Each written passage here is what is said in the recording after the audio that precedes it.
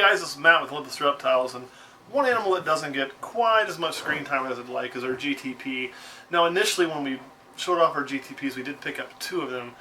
Unfortunately, one of them ended up with a stuck urate early on, just a little bit of an impaction, and though we got the impaction cleared, the snake didn't make it, which is really unfortunate and really a bummer.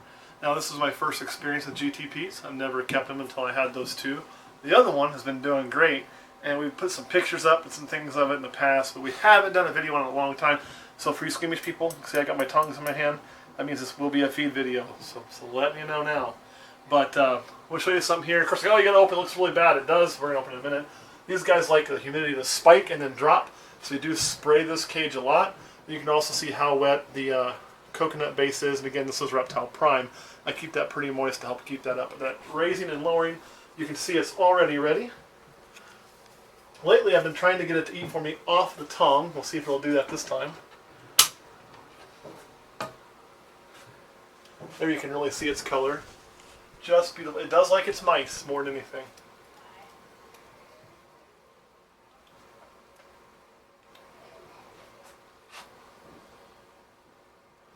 Come on.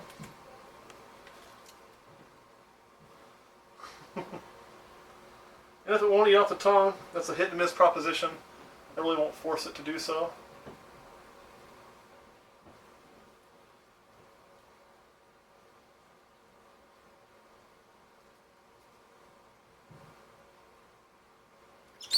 There you go.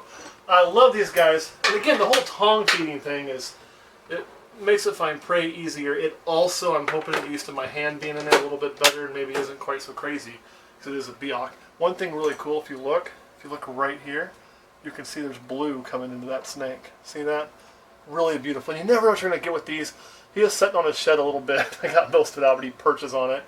I also love how they eat. They constrict in the air. He never touches the ground with it. One thing we found, well, he's busy. I'm going to take a chance and do a little bit of spot cleaning, because this is hard to do with him active. But it never touches the ground. He coils it in the air, he hangs in the air, he eats it from his coil in the air without it ever touching the ground. It is really so cool. We did have a few struggles with him feeding a few times. We did go through one rough shed that we had to kind of work out with him, which we got figured out. Now he does great. And I found that more plant cover, I had him in a more open area, was better. He did break one of his branches that I've got to go in there and fix. But you do want some cover for him and an open spot for him to sit on and feel secluded. So that's kind of our green tree python. And again, this is one of those snakes that was always, man, let's look at that, more blue. You can see how much green's coming out in that snake. Really cool. Just a neat animal. Love those guys. And so anyway, Kurt, you got any questions about him? Why are they called a green tree python? Actually, I shouldn't say him. This is supposed to be the female. Why do they call it green tree? He's smiling because he's a jackass. Because it's green. But when you get them, they're not green. They actually come in oranges, reds, yellows, everything but green. And then as they get aged to them, the green starts coming in. There's a lot of different localities of these green tree pythons. You get your Sorongs, your Arus, your Biaks, and about 5 others. I'm a Biak fan. And here's my reasoning for that.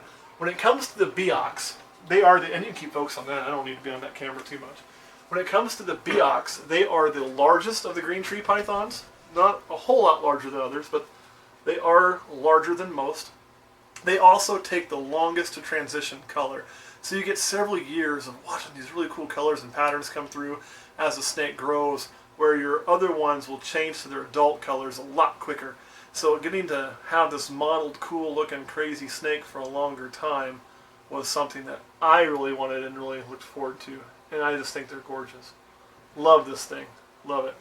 The eyes are so cool too, because they look like little targets, like crosshairs. So we'll close that back up, let that thing swallow. Actually, I'll leave it open for you, in case you want to keep watching it swallow. But do you have any other questions about green tree pythons? Nope. Okay, a few things I'll add for you guys that like the sciencey part of it is they are related to carpet pythons. They're all in the Morelia family, so they're pretty neat. You can actually crossbreed your green trees and your carpets. I don't plan on doing that.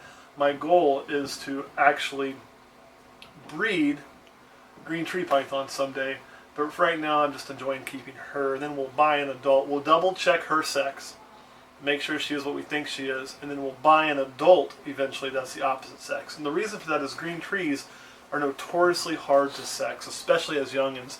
And if you force the issue, you can actually damage they're very delicate when they're young. You can end up damaging the spine and kind of screwing the snake up. So you almost have to wait till they're 6 months of age to get it exactly right. I haven't tried to have it read out or do it again through a probe simply because at this point it doesn't matter, because I'm just going to have to invest in an adult down the road. They are also notoriously nippy, especially the Biak. But they're worth it because they're so stinking cool. I just love them. I really, really do. Alright guys, well I won't make you watch the entire snake swallowing, and I promise, it seems like we're kind of doing a rash of feed videos right now with what we've been filming, but we're not going to turn into a channel that just does feed videos.